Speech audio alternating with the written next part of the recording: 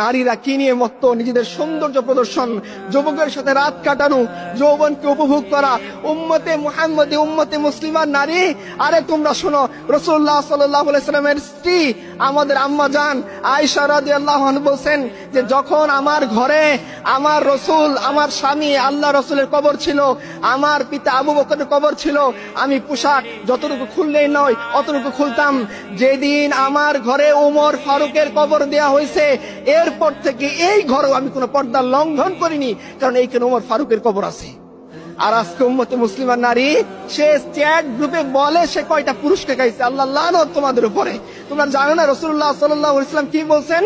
তিনি বলছেন এমন একদল নারী আসবে যাদেরকে আমি দেখিনি, তারা পোশাক পরা সত্ত্বেও উলঙ্গ থাকবে, তারা জান্নাতে যাবে না, তো যাবে না, জান্নাতের ঘ্রাণও পাবে না।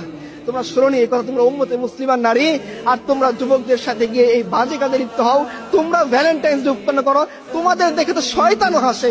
তোমরা কি ধরনের সংস্কৃতি বেছে নিয়েছো? তোমরা আম্মা জান আয়েশা খাদিজার কালচার তোমাদের মনে নেই?